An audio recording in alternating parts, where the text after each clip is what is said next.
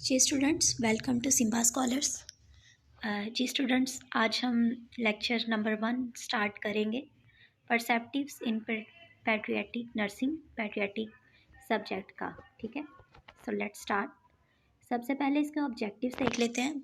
Bye the end of the lecture student will be able to understand perceptive of pediatric nursing, evaluation in pediatric nursing, role of pediatric nursing in Pakistan culture, process of nursing children and families, convenient on the rights of their children, commonly occurring ethical issues in patriotic setting of Pakistan. ठीक है, सबसे पहले perceptive देखेंगे patriotic nursing की, फिर इसकी इवॉल्वेशन, उसके बाद एक पैट्रियाटिक नर्स का किरदार क्या है, उसके बाद पाकिस्तानी कल्चर में पैट्रियाटिक नर्सिंग की क्या इम्पोर्टेंस है, ठीक है, किस तरीके से चिल्ड्रन को केयर दी जाती है।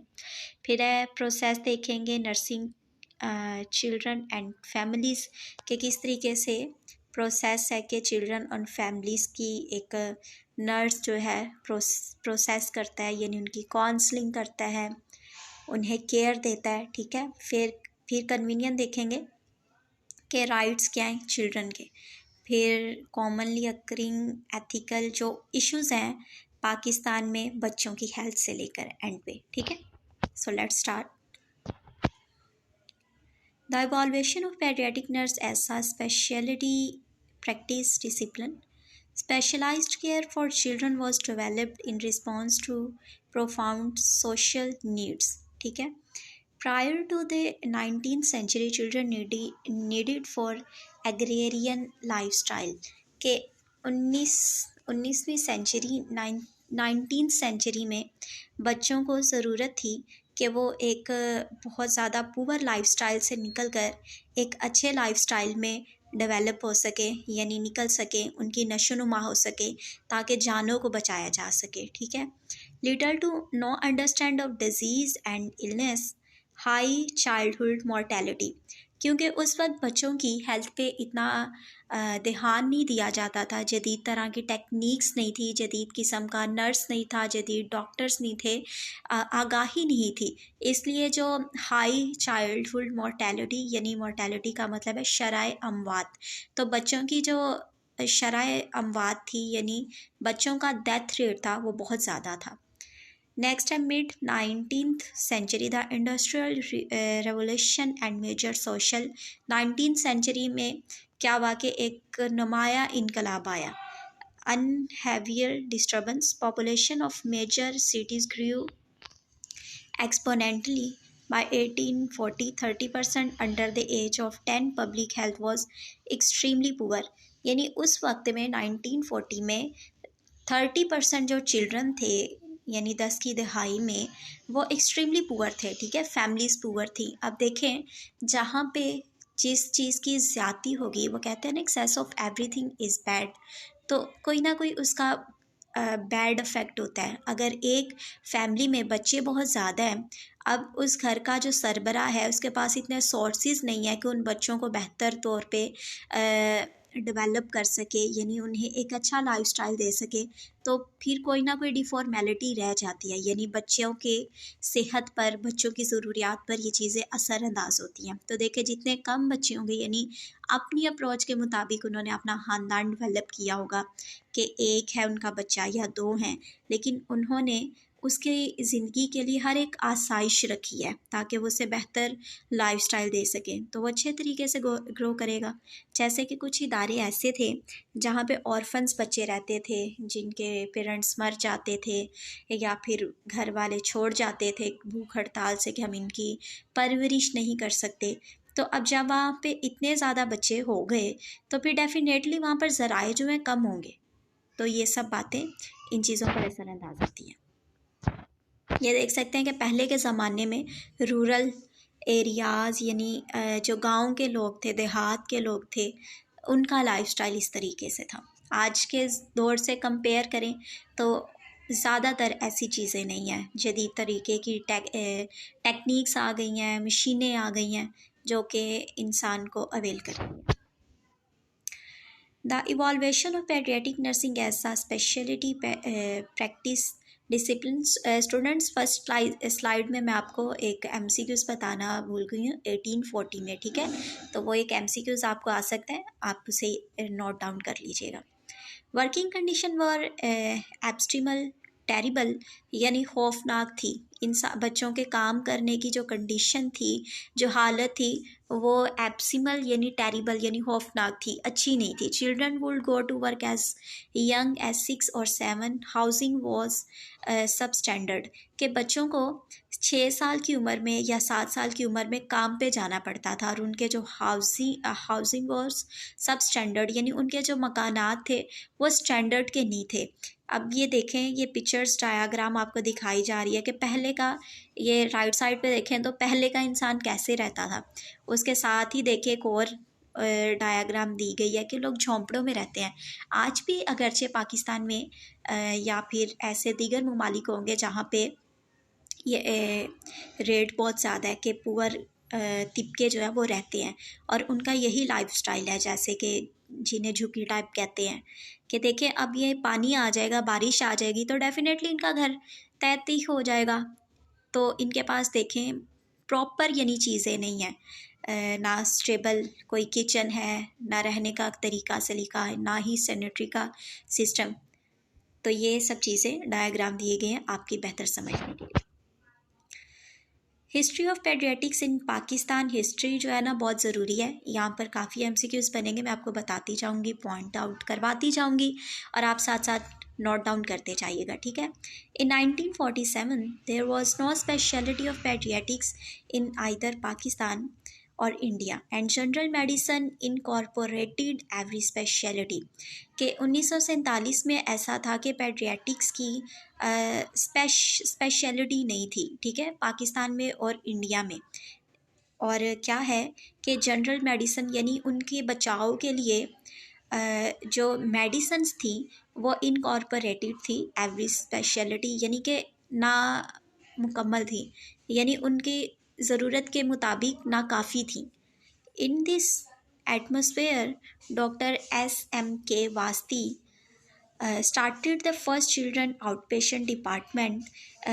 इस माहौल में, एटमॉस्फेयर का मतलब है माहौल में, डॉक्टर S.M.K. वास्ती, ये एक MCQs है, ठीक है। इन्होंने first children out patient department यानी ऐसा डिपार्टमेंट जो कि बच्चों की देखभाल पे गौर होश करे कायम किया, ठीक है। यहाँ पर 2 MCQs हैं, डॉक्टर वास्ती ने फर्स्ट टाइम किया था, ठीक है, आउट पेशेंट चिल्ड्रन डिपार्टमेंट कायम, ठीक है। डॉक्टर का नाम जो है ना ये मेजर है, ये MCQs में आ सकता है। ऑन 4 फरवरी, 4 फरवरी को, ठीक है, 1948 एट मायो हॉस्पिटल में। ये यहाँ पर डॉक्टर का नाम इम्पोर्टेंट है, डेट यानी जिस तारीख को ये इसकी ओपनिंग हुई 4 फरवरी, और क्या था 1948 में मायो हॉस्पिटल, ठीक है, मायो हॉस्पिटल लाहौर में। ये आपने याद रखना है, 1948 इसका ये सन याद रखना है, उसके बाद इसकी डेट याद रखनी है 4 फरवरी, और डॉक्टर का नाम डॉक्टर S.M.K. स्मग वास्ती, ठीक है। इन 1950 a small forsaken building in Mayo Hospital was renovated by the philanthropist, a person who seeks to promote the welfare of others, especially by the generous donation of money to good causes. Mr. Saida Wahid and a 20-bedded children ward was established. यानी कि 1950 में क्या हुआ कि एक छोटा यानी building block जो है, यानी एक छोटा सेटअप मायो हॉस्पिटल में वॉज रेनोवेटेड यानी कायम किया गया, किसकी मदद से, फिलेंथ्रोपिस्ट। अब वो आगे मुकम्मल डिटेल की बताई गई। फिलेंथ्रोपिस्ट किसे कहते हैं, जिसमें बहुत सारे बच्चे दूसरों के वेलफेयर के लिए, दूसरों की मदद के लिए अपना हिस्सा अदा करते हैं, यानी डोनेशन देते हैं, पैसे देते हैं, ठीक है। और सिर्फ डोनेशन ही नहीं बल्कि अपने वक्त का, अपने हुनर का भी डोनेशन दे सकते हैं, देते हैं। ये सब चीज़ें फिलैंथ्रोपिस्ट की क्या मतलब है, ये आपने याद रखना है, बल्कि डेफिनेशन आप याद रख लें, a person who seeks to promote the welfare of others, इतने से भी कह देंगे तो डैट्स इनफ। ये डेफिनेशन आपसे वाइवा में पूछी जा सकती है। And a 20 bedded children ward was established, और जो 20 बेडेड चिल्ड्रन वार्ड है ना, यानी कि चिल्ड्रन वार्ड में 20 बेड लगाए गए, ठीक है उस वक्त। तो ये आपने 20 बेड भी याद रखना है। 100 bedded hospital was established at Karachi in Jinnah post graduate medical centre, और 100 बेड वाला हॉस्पिटल कायम किया गया कराची के हॉस्पिटल में जना में, ठीक है, जो कि है पोस्ट ग्रेजुएट मेडिकल सेंटर। 20 आपने पहले याद रखना है, मायो हॉस्पिटल में फ़र्स्ट टाइम जब क़याम पाया गया, और उसके बाद जब 100 है, ये आपने याद रखना है कि ये कराची में मौजूद जना हॉस्पिटल में फ़र्स्ट टाइम पाया गया, यानी 100 बेडेड का ward for children. History of paediatrics in Pakistan, वही उसे कंटिन्यू कर रहे हैं। टूवर्ड्स 1962, 1962 में क्या हुआ, the diploma in children health care, children health was instituted for the first time in the history of Pakistan. Pediatrics became a postgraduate subject, and the children department of Mayo Hospital became the teaching base for the important specialty. अब 1962 में क्या हुआ कि diploma जो है children की child child health पे, यानी इसकी जो तालीम है पाकिस्तान की हिस्ट्री में पहली दफ़ा क़याम पाई गई, यानी कि मुकम्मल तौर पर इसे एक ओहदा दे दिया गया ताकि लोग स्टडीज़ करें, ठीक है। यानी पोस्ट ग्रेजुएट के जो स्टूडेंट थे उन्हें ये सब्जेक्ट उसमें ऐड किया गया। फिर है and the children department of Mayo hospital, और जो चिल्ड्रन हॉस्पिटल मायो लाहौर में जो कि क़याम पज़ीर है, वो फर्स्ट बेस बना टीचिंग, यानी उस हॉस्पिटल को टीचिंग का रुतबा दे दिया गया, जिन्होंने पाकिस्तान में मौजूद बच्चों की वेलफेयर के लिए, बच्चों की डेवलपमेंट के लिए लोगों को टीच किया, ठीक है। तो आपने याद रखना है 1962 में क्या हुआ कि first time diploma in child health was instituted for the first time in the history of Pakistan. तो ये कब हुआ, पाकिस्तान की हिस्ट्री में कब हुआ, 1962 में, ठीक है। नीचे है in the north west frontier province on August 1971 a separate ward was given for the pediatric unit consisting of 30 bed. अब 1970 में क्या हुआ, एक अलग प्रोविंस में नॉर्थ वेस्ट में अगस्त में एक अलहदा से पेडियाट्रिक यूनिट कायम किया गया, जो कि मुश्तमिल था 30 बेड्स पे। फिर है इन 1974 the paediatric unit was upgraded to a full-fledged professional department in the province of Balochistan, and a department of pediatrics was established in Bolan Medical College since its inception. अब 1974 में क्या हुआ कि एक प्रोफेशनल डिपार्टमेंट यूनिट, यानी बच्चों का, वो कायम किया गया बलोचिस्तान में, ठीक है। उसके बाद है the department of pediatrics was established in, और इस तरीके से एक जो बच्चों का डिपार्टमेंट है वो इस्टेब्लिश हुआ बोलान मेडिकल कॉलेज में, ठीक है। ये आपने याद रखना है, ये इंपॉर्टेंट पॉइंट्स हैं। ग्रेट ऑरमोंड स्ट्रीट हॉस्पिटल, अब इनका गोल्स क्या था, providing in patient medical treatment to ill children and advice to medical sorry and advice to mothers of sick children who were not admitted. इन्होंने क्या किया कि इन्होंने प्रोवाइड किया मेडिकल ट्रीटमेंट उन्हें जो बच्चे इल थे, और इसके अलावा मदर को एडवाइस किया, यानी मदर्स की काउंसलिंग की गई जो बच्चे बीमार होते थे और उन्हें वो एडमिट नहीं थी करवाती, ठीक है। तो उनकी काउंसलिंग की गई कि आप अपने बच्चों को हॉस्पिटल की तरफ गामजन करें, हॉस्पिटल लेकर जाएं, यानी इस बात की आगाही दी गई कि वहाँ पर बच्चों का बेहतर ट्रीटमेंट किया जाएगा, उन्हें ज़िंदगी दी जा सकती है, उन्हें बचाया जा सकता है, ठीक है।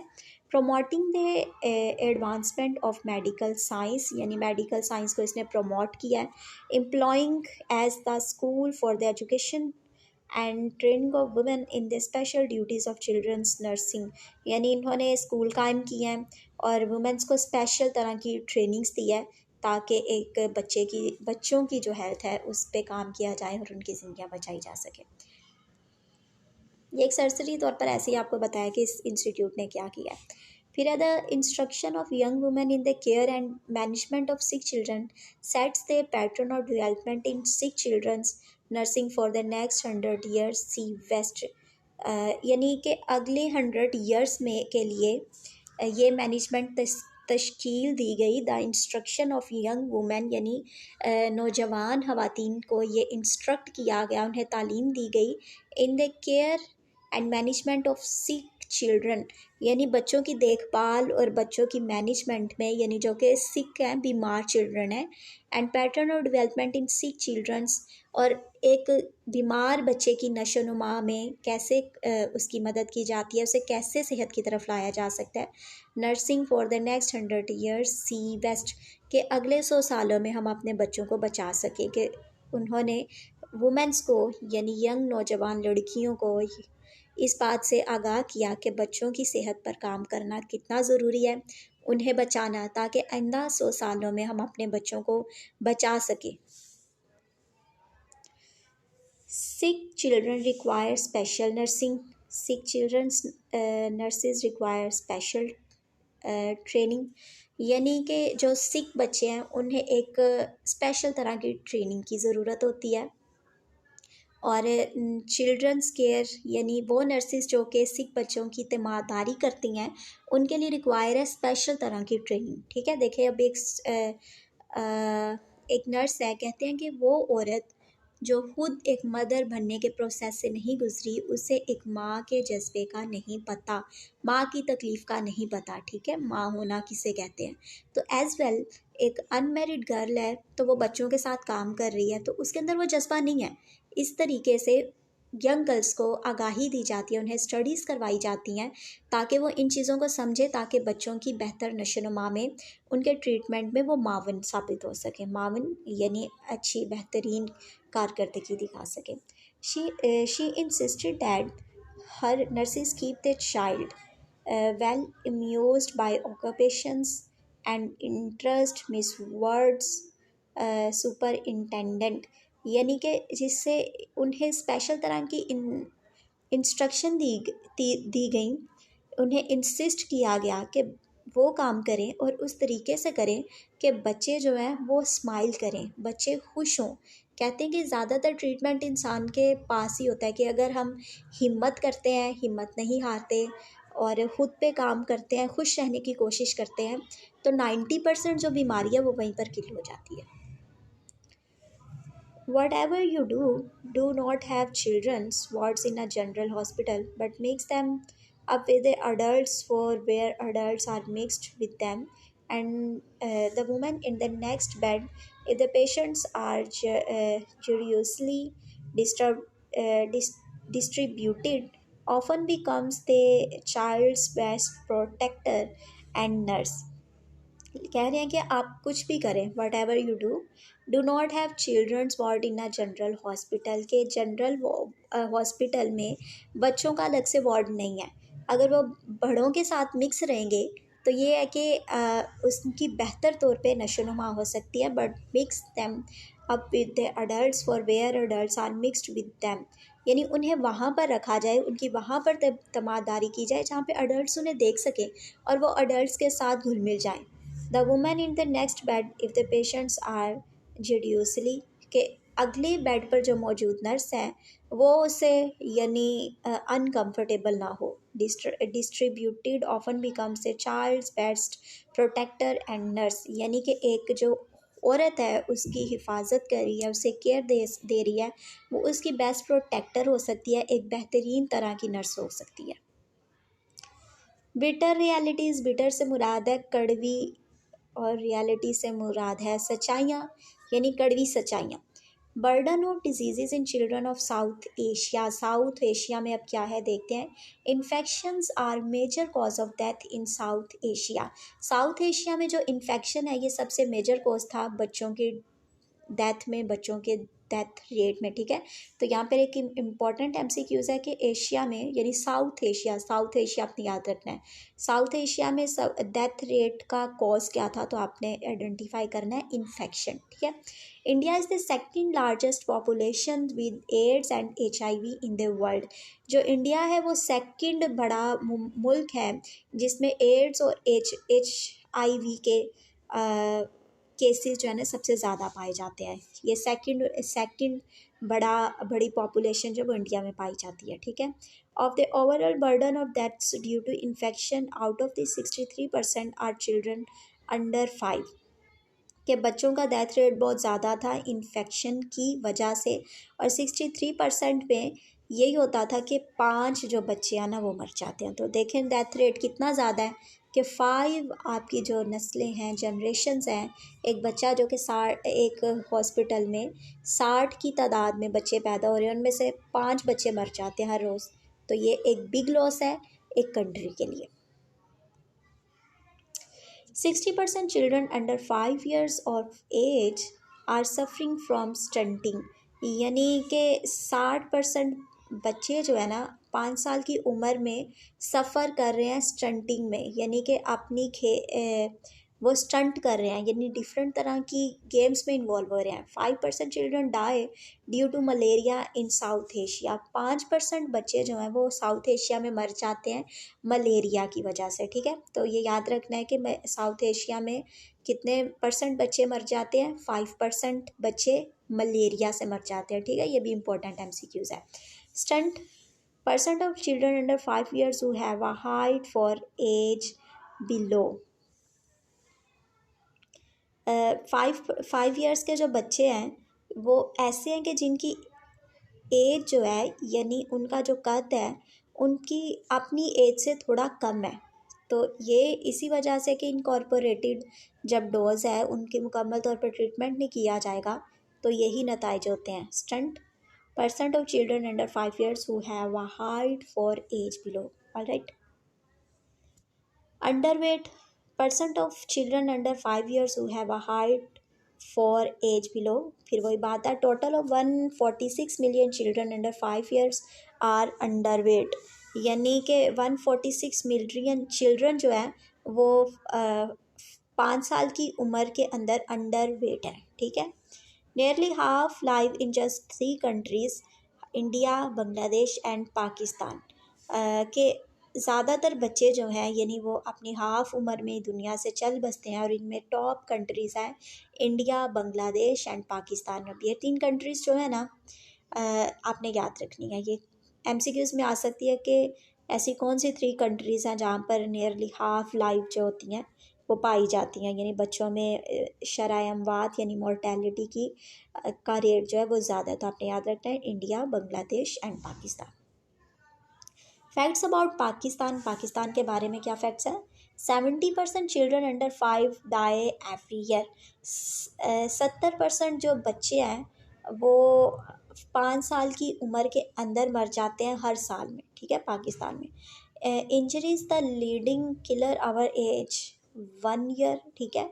1 out of 12 children born dies before his and her first birthday in most part of Pakistan. Less than 50 of children are fully immunized, के सिर्फ 50% बच्चे ही जो है वो इम्यूनाइज्ड हैं, यानी उन्हें प्रिजर्व कर दिया गया है, उन्हें बचा लिया गया है ताकि वो अमवात की तरफ ना जाएं। और हर 12 में से एक बच्चा जो है वो मर जाता है अपनी फर्स्ट बर्थडे मनाने से पहले, ठीक है। Acute respiratory infections and diarrhoea, के पाकिस्तान में रेस्पायरेशन की जो डिज़ीज़ है यानी सांस की जो बीमारी है, सांस का जो इन्फेक्शन है, रेस्पायरेटरी इन्फेक्शन, ये बहुत ज़्यादा है। और डायरिया, ठीक है। Neonatal infection in first 15 days of life, in developing world child mortality is considerably higher among children living in rural areas, ठीक है। के बच्चों में पहले ज़िंदगी के वो बच्चा जो भी पैदा हुआ है न्यूनेटल यानी 1 से 2 या 3 साल के दरमियान का जो बच्चा है वो फर्स्ट 15 days में ही इन्फेक्शन का शिकार हो रहा है, ठीक है। और ये है कि जो यानी जो शहर के बच्चे हैं उनमें जो मोर्टेलिटी है यानी शरह अमवात है वो ज़्यादा है as compare to rural areas, जो उन बच्चों की निस्बत जो कि गांव में रहते हैं। ठीक है, अब सम टाइम ये है कुछ जगहों पे ये पाया जाता है कि शहर में जो मौजूद है अच्छी मशीनरी है, हर एक अच्छी चीज़ है बच्चों के लिए, तो वहाँ के जो बच्चे हैं वो ज़्यादा से सिक्योर होते हैं एज़ कम्पेयर गाँव है। तो वहाँ के लोग ये हैं कि वो फ्रेश एयर में सांस लेते हैं, तो सम टाइम उसके भी बेनिफिट्स हैं कि बच्चे हेल्दी हैं। ठीक है, in developed countries there are just 6 deaths for every 1000 live births. अब जो डेवलप्ड यानी वो कंट्रीज़ हैं जहाँ पर जदीद तरह की सहूलियात हैं, वहाँ में 1000 में से 6 डेथ्स पाई जाती हैं। Challenges: poor nutrition contributes 1 out of 2 deaths associated with infections diseases among children aged under 5 in developing countries। वही बात है, मैं ज़्यादा इसे एक्सप्लेन नहीं करूँगी, नॉर्मल चीज़ें हैं। But 2 out of 3 overweight and obese people now live in developing country। के हर 3 में से जो 2 बच्चे हैं वो ओवरवेट हैं, और ओबेसिटी यानी कि वो बच्चे जो कि किसी ना किसी ट्रबल का शिकार है अपने घर में रहते हुए। ठीक है, यानी उन्हें भूख नहीं लगती या फिर लगती है तो बहुत ज़्यादा लगती है। ये सब चीज़ें, ये सब बातें डिप्रेशन की इलामात है। जैसे कि कुछ बच्चों को इश्यूज़ होते हैं, फ्रेंड्स इश्यूज़ होते हैं, या पेरेंट्स का प्रेशर बहुत ज़्यादा होता है। लाइक कुछ पेरेंट्स इस बात पर तरजीह देते हैं, प्रेशराइज करते हैं बच्चों को कि you should have to get position holder, या फलां मैदान में आपको आगे बढ़ चढ़ कर रहना है और विन करना है। तो फिर बच्चे इन चीज़ों में दब जाते हैं, या फिर कुछ बच्चों के जो अफेयर्स हैं, लव अफेयर्स या फ्रेंडशिप्स, इन सब चीज़ों में पढ़ कर बच्चे जो हैं डिप्रेस रहते हैं। इसलिए कहते हैं कि अपने घर वालों को टाइम देना सीखें, अपने बहन भाइयों के साथ टाइम गुजारें, ताकि वही चीज़ें जो बाहर तलाश करते हैं उन्हें घर पे मिले, और इस तरीके से वो बहुत सारी ट्रबल से बच सकते हैं। क्योंकि देखें, अपने घर में रहते हुए जितना बेहतर हम अपने बहन भाइयों के लिए, अपने बच्चों के लिए सोचते हैं, वो शायद दूसरा नहीं सोच सकता। Alright, in 100 live birds rate of neonatal mortality is 10 173.5 are premature। ठीक है, और every day more than 1000 women die from maternity problems, यानी हर दिन में 1000 जो ख़वातीन हैं वो मर जाती हैं मैटरनिटी प्रॉब्लम्स, यानी ड्यूरिंग प्रेगनेंसी जो कि कॉम्प्लिकेशंस होती हैं, जो पेचीदगियाँ होती हैं जिनसे जो उन्होंने एहतियात नहीं की होती, या फिर उनकी काउंसलिंग नहीं हुई होती, या फिर काउंसलिंग हुई होती है तो वो उन चीज़ों को रन नहीं कर पाती। ठीक है, diarrhoea causes dehydration which causes 8.1%, approx 3.5 million children die every year। Diarrhoea cause करता है डिहाइड्रेशन। देखे, जब एक्सेस अमाउंट में वाटर जा रहा है पानी से, तो पानी की कमी होगी, और उससे फिर डेथ रेट की रेशो क्या बनता है, 8.5%, यानी 3.5 मिलियन के करीब जो चिल्ड्रन हैं वो हर ईयर में मर जाते हैं। ठीक है, तो 8.1% और 3.5 मिलियन, ये आपने याद रखना है। MCQs, messages from the facts. अब इन सब चीज़ों से क्या मैसेज, पैगामात मिलते हैं। सेफ मदरहुड, यानी कि उस दौरान जब मदर प्रेग्नेंट है, यानी मैटरनिटी का जो एरिया है उसमें मदर की बहुत ज़्यादा लुक आफ्टर की जाए, उसे न्यूट्रिशन मुकम्मल तौर पे दी जाए, मेंटली उसे सेहतमंद रखा जाए। जैसे कि आज से पहले ज़माने के लोग जो हैं इन बातों पर जोर देते थे कि बेटा ही होना चाहिए, हमारे घर में बेटे पैदा होते हैं, या बेटा जो है घर का ताज है, घर का सरबराह है, उसने रन करना है। तो ये सब चीज़ें पहले की थी। वही माँ जब बीमार अपने घर में अपने कमरे में पड़ी होती है, वही बाप जब थक हार कर आता है या कभी बीमार हो जाए, तो बेटा कभी उसे देखने नहीं आएगा। 100 में से सिर्फ चंद एक बेटे होंगे शायद जो कि बड़े वफ़ादार होते हैं, ताबियादार होते हैं, और अपने माँ बाप के ताबिया रहते हैं। लेकिन जो चीज़ खुदा ने एक औरत में बेटी को दी है, वो शायद उन चीज़ों में दूसरों में नहीं इंजेक्ट की गई। इसलिए बेटा हो बेटी हो, तो खुदा की तरफ से उन्हें उन चीज़ों को रिसीव किया जाए और उसे प्रेशराइज नहीं किया जाए कि हमें यही चाहिए या ऐसा ही होना चाहिए। या फिर समटाइम्स होता है कि कुछ फीमेल्स के अंदर बर्थ रेट जो है, यानी कि उसकी बेटियां बहुत ज़्यादा होती हैं। अब बेटी की ख्वाहिश में 3 बेटियां पैदा हो गई या 4 बेटियां पैदा हो गई, तो ये खुदा की देन है, इसमें इंसान कुछ नहीं कर सकता। तो इसलिए अपनी बहनों को, अपनी मदर्स को, वाइफ्स को इस तरीके से काउंसलिंग की जाए कि जो होता है अच्छे के लिए होता है। तो मतलब कि उन्हें मेंटली तौर पर भी, फिज़िकली तौर पे भी आज़ाद रखा जाए और उन्हें खुश रखा जाए। अब देखें, अगर किसी भी तरीके इसका प्रेशर होगा मदर के अंदर, चाहे वो बेटा या बेटी के जेंडर से लेके हो, या न्यूट्रिशन से लेकर हो, या फैमिली में कुछ प्रेशर हो, जैसे ख़वातीन के घर में आपस के इश्यूज़ होते हैं, तो अगर ये इश्यूज़ होंगे तो वो खुश नहीं रह पाएगी। अगर वो खुश नहीं रह पाएगी तो डेफिनेटली जो बेबी है वो हेल्दी पैदा नहीं होगा, और फिर इससे उसकी डिलीवरी में कॉम्प्लिकेशंस आती हैं। ऑलराइट, नेक्स्ट है immunization, breast feeding, early childhood care. ठीक है, ये सब मैसेजेस हैं फॉर मदर्स एंड एक गुड नर्स के लिए। Introduction of pediatric nurse. The nurse is one of the important component of the health team in in caring for children. बच्चों की हिफाजत में जो एक नर्स है, वो एक अहम किरदार अदा करता है, यानी एक अहम पर्सन है जो कि एक बच्चे को केयर प्रोवाइड करता है, एक बच्चे को महफूज रखता है। ठीक है, the pediatric nurse gives direct bed side care to sick children, guide families in their care of their children and during health and illness. जो एक पेडियाट्रिक का नर्स है वो डायरेक्ट बेड साइड पे बच्चे को, यानी सिक बच्चे को केयर देता है, फैमिलीज़ को गाइड करता है, और जब बच्चा बीमार है तो उस पर काम करता है। ठीक है, तो नर्स जो है एक मोस्ट इम्पॉर्टेंट पिगमेंट है, कंपोनेंट है इस सारे रोल में, क्योंकि वो किरदार अदा करती है, वो प्रोसेस करती है, वो केयर प्रोवाइड करती है। डेफिनेशन ऑफ पेडियाट्रिक नर्स ये आपको फिंगर टिप पे याद होनी चाहिए। सॉरी क्योंकि एग्जामिनर आपसे वाइबा के दौरान पूछ सकता है कि डेफिनेशन सुनाओ पेडियाट्रिक नर्स की, तो आपने सुना देनी है। It is the art and science of giving nursing care to children from birth through adolescent with emphasis on the physical growth, mental, emotional and psychosocial. कि ये एक आर्ट है, ये साइंस है, ये एक तरह का जदीद तरीका है कि जो एक पैदा होने वाले बच्चे से लेकर एडोलसेंट यानी 19 से 20 साल की उम्र तक, यानी बच्चे के मुकम्मल तौर पर बड़े होने तक उसकी केयर करती है, उसकी हिफाजत करती है, उसे गाइड करती है, एम्फेसिस यानी रहमदिली के साथ उसकी ग्रोथ में, मेंटल ग्रोथ में, इमोशनली, और जो भी हमारे माशरे की तरफ से उससे असरअंदाज होता है, यानी जो हम उसे प्रोवाइड कर सकते हैं, वो एक पेडियाट्रिक नर्स जो है ना वो अच्छी केयर प्रोवाइड करता है।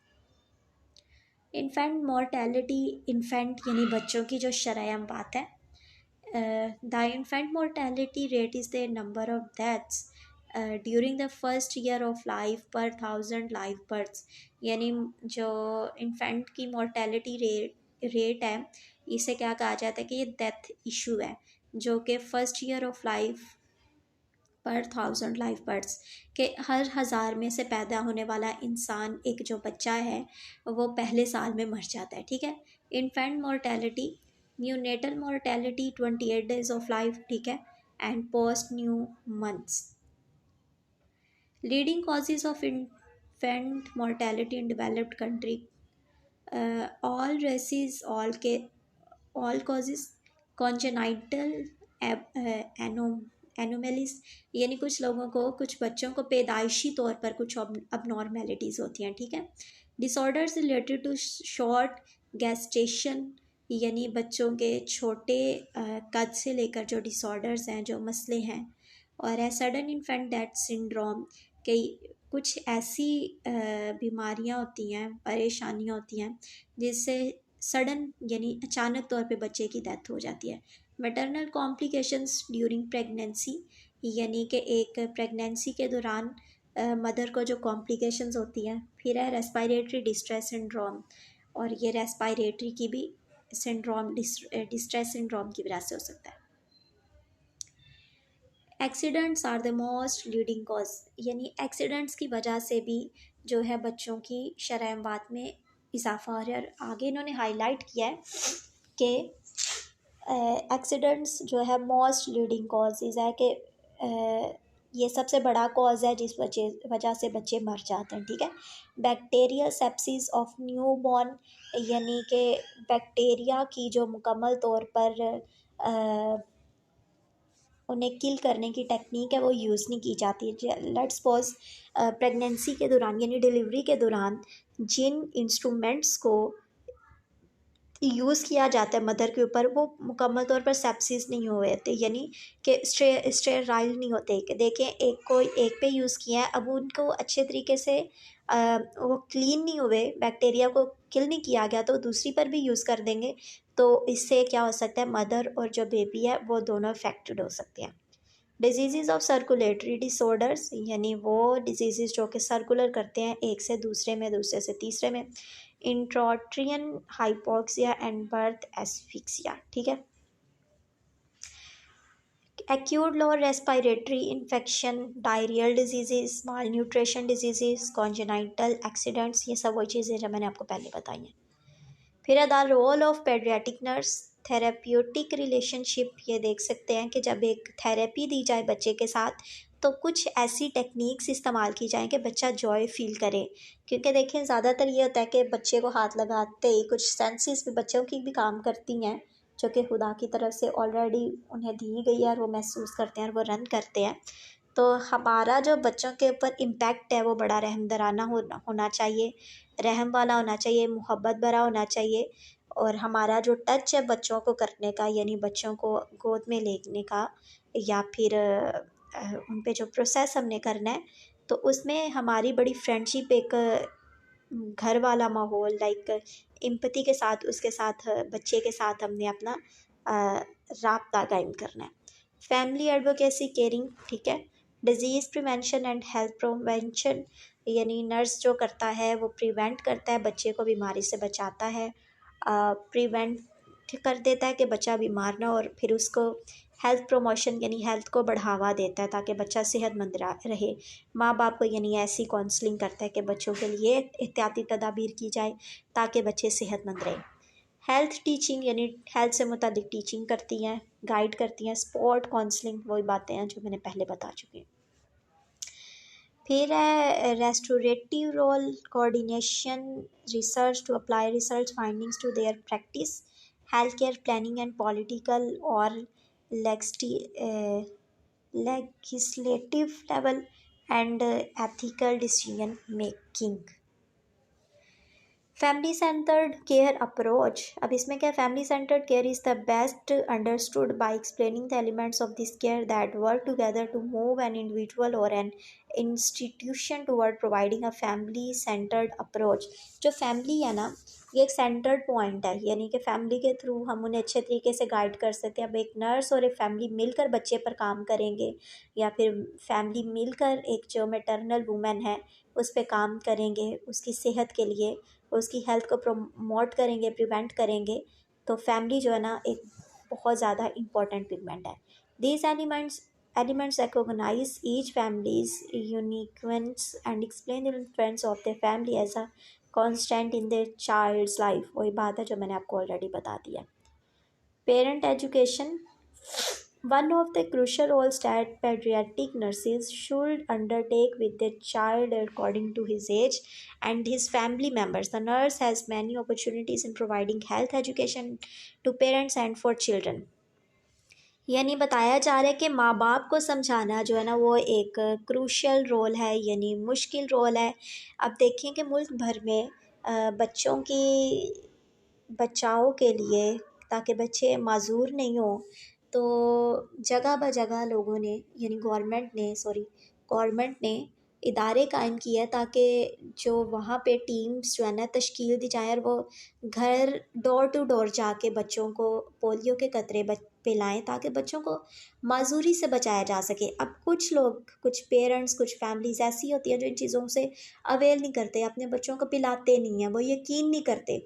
तो ये सब चीज़ें मतलब कि एक मदर को समझाना या समटाइम फैमिली को समझाना बहुत मुश्किल होता है। कि ये चीज़ें आपकी फैसिलिटी के लिए दी गई हैं, ये चीज़ें आपको फैसिलिटी प्रोवाइड कर रही हैं, ठीक है।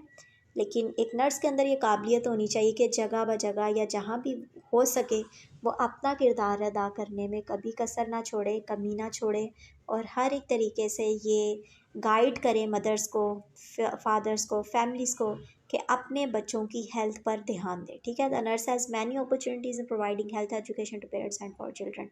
वही बात है जो मैंने आपको ऑलरेडी बता दी। Higher education may be focused on one or more of the following: growth and development needs, children health promotion and maintenance as nutritional need and hygiene care, preventive aspects such as accident prevention, immunization, pediatric pairing, examination, child's illness, nature of illness and care needed, plan for child's discharge as a child's medication, follow up nutrition, यानी बच्चों को बचाया जा सके, उन्हें promotion दी जा सके, उनकी न्यूट्रिशन पर गौर किया जाए और हाइजीन केयर पर ध्यान दिया जाए, और एक्सीडेंट से बचाया जाए, प्रिवेंट किया जाए, उन्हें मुकम्मल तौर पे इम्यूनिटी दी जाए, ठीक है, और बच्चों को इल होने से बचाया जाए। वही बात जो कि मैंने ऑलरेडी की है कि कुछ ऐसी फैसिलिटीज़ गवर्नमेंट प्रोवाइड करती है, लेकिन माँ बाप उन पर यकीन नहीं करते और उन्हें पिलाते नहीं, और बच्चा पूरी उम्र माजूरी की ज़िंदगी गुजारता है। तो ये एक नर्स का किरदार है कि वो अच्छे तरीके से काउंसलिंग करे, यानी अगले की सोच को पकड़े और उसे समझाए। Qualities of good paediatric nurse, ठीक है। गुड पेडियाट्रिक नर्स की क्या क्वालिटीज़ हैं? गुड ऑब्जर्वर, यानी वो एक अच्छी तशखीस करने वाला है, ऑब्ज़र्व करने वाला है, ठीक है। ऑनेस्ट एंड ट्रूथफुल, सच्चाई हो, उसमें ईमानदार हो और सच बोलने वाला हो।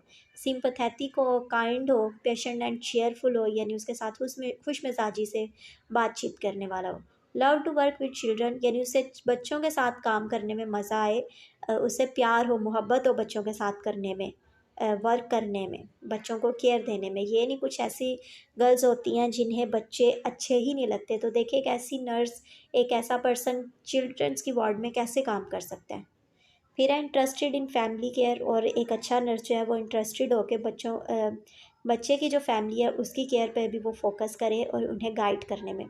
Able to provide teaching to children and their families, और वही बात है कि एबल हो, इस काबिल हो के वो बच्चों को और फैमिली को टीच कर सके, समझा सके, ठीक है, बात बता सके। The rights of the children, United Nations declaration of the rights of the children, ठीक है, बच्चों के राइट्स देखेंगे। The convention on the rights of child is an agreement that sets out the basic standard needed for the well being of any children, यानी ये वो हकूक़ है, ये वो राइट्स हैं जो कि सेट किए गए हैं ताकि बच्चों की ज़रूरियात के मुताबिक और एक वेल बीइंग यानी एक अच्छा लाइफस्टाइल गुजारने के लिए बच्चों को प्रोवाइड की जाए, यानी हकूक़, बच्चों के हकूक़ पर गौर होश करना, उन्हें अदा करना। All children need to be free from discrimination, different categories of people, यानी हर बच्चा इम्तियाज़ से बचाया जाए कि उसे किसी तरीके के इम्तियाज़ में ना रखा जाए। कहते हैं ना कि सुकून, मुवाजना सुकून छीन देता है, इसलिए जो है जैसा है उसी में हमें खुश रहना चाहिए। कुछ पेरेंट्स मुवाजना करते हैं, फ़लाँ की बेटी ने, फ़लाँ के बेटे ने ये काम कर दिया, ये पोजीशन हासिल कर ली, उसके अंदर ये क्वालिटी है, तुम्हारे अंदर क्या है। तो कभी भी जो भी ये मैसेज सुने, आप अपने बच्चों को, अपने घर में मौजूद बहन भाइयों को, मोहल्ले वालों को, दोस्तों को, कभी भी किसी को डिग्रेड नहीं करें, ठीक है। फैमिलीज़ को इस तरीके से गाइड करें कि वो अपने बच्चों को अप्रिशिएट करें, ठीक है, बात में अप्रिशिएट करना सीखें। क्वालिटीज़ से भरा तो हर इंसान होता है, हर बच्चा होता है, लेकिन हर कोई वक्त पर पनपता है, यानी अपने वक्त के साथ कारकर्दगी दिखाता है, ठीक है। तो जितना हो सके दूसरों की हौसला अफजाई करें ताकि वो अपने काम को बेहतर से बेहतरीन तरीके से कर सके, ठीक है। टू डेवलप फिजिकली या mentally in freedom and dignity, वही बात जो कि ऑलरेडी हम कर चुके हैं। To have a name and nationality, उस बच्चे को उसका नाम दिया जाए, उसका मकाम दिया जाए और उसकी पहचान दी जाए, यानी nationality. To have adequate nutrition, housing, recreation and medical services, यानी उसके खाने पीने का इंतज़ाम, उसके रहने का इंतज़ाम, उसके सारे राइट्स, उसकी मेडिकल सर्विसेज, इन चीज़ों पर ध्यान दिया जाए और उसे दिए जाए। To receive special treatment if handicap, यानी कुछ बच्चे हैंडीकैप होते हैं, यानी उनमें अबनॉर्मेलिटी होती है, ठीक है, तो उन्हें स्पेशल तरीके से ट्रीट किया जाए, ठीक है। टू रिसीव लव यानी वो मोहब्बत आपसे रिसीव करें। देखिए एक पर्सन ऑलरेडी टूटा हुआ है कि उसे होता है कि फ़लाने के पास, लोगों के पास ये चीज़ें हैं, मैं एक नॉर्मल पर्सन क्यों नहीं हूँ, मैं एक नॉर्मल ज़िंदगी क्यों नहीं गुजार सकता। तो अगर वो शो ना भी करे लेकिन कहीं ना कहीं वो इंसान टूटा होता है, तो जितना हो सके अपनी बातों से, अपनी केयर से, अपने एक्शन से, अपने रिएक्शन से उसे लव प्रोवाइड करें, उसकी हौसला अफजाई करें, ठीक है। To receive an education and develop his and her abilities, ठीक है। To be protected from neglect, cruel behavior or attitudes and exploitation, to be the first to receive protection in disaster। यानी कि बच्चा आपकी फ़र्स्ट प्योरिटी हो अगर वो किसी डिज़ास्टर में, किसी मुसीबत में फंस जाता है, और उसे प्रोटेक्ट करे निगलेक्ट होने से, जुल्म करने से।